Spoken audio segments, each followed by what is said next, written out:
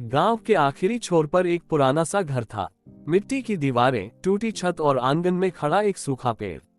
उसी घर में अनन्या रहती थी, चुपचाप, बिना शिकायत किए।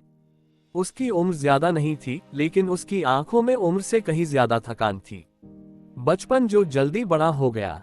जब अनन्या 8 साल की थी तब उसके पिता इस दुनिया को छोड़ गए। माँ ने सिलाई करके घर चलाया। अनन्या स्कूल से लौटते ही माँ का हाथ बटाती, कभी धागे समेटती, कभी चाय बनाती।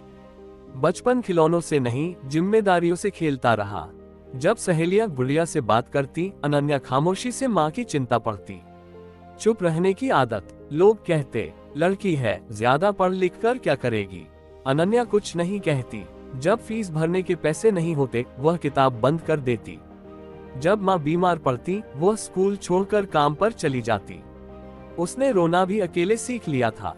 एक टूटा सपना। अनन्या का सपना था लिखना, कविताएं, कहानियां, वो सब जो दिल कहता था। लेकिन जब उसने पहली बार अपनी डायरी माँ को दिखाए, माँ ने सिर झुका लिया और कहा, बेटी, पेट भरना पहले जरूरी है। उस दिन अनन्या ने डायरी बंद कर दी, लेकिन दिल नहीं बंद हुआ।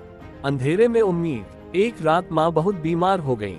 पैसे नहीं थे, अस्पताल दूर था। अनन्या पूरी रात माँ का हाथ पकड़े बैठी रही।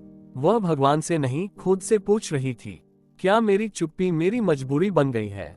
उस रात उसने तय किया, अब चुप नहीं रहेगी। पहली आवाज। अगले दिन उसने गांव के एक अखबार में अपनी कहानी भेजी, बिना नाम के। कुछ हफ्तों बाद वही कहानी छपी। माँ की आंखों में पहली बार गर्व था। संघर्ष की कीमत। अनन्या दिन में काम करती, रात में लिखती। नींद कम, सपने ज्यादा। लोग हंसे, ताने दिए। कागज पर लिखने से जिंदगी नहीं चलती। लेकिन अनन्या अब जान चुकी थी, जो दिल से निकले वो रास्ता बनाता है। खुद को पाना। सालों बाद अनन्या की किताब छपी, मौन की आवाज। उसी गांव में किताब का पहला विमोचन हुआ।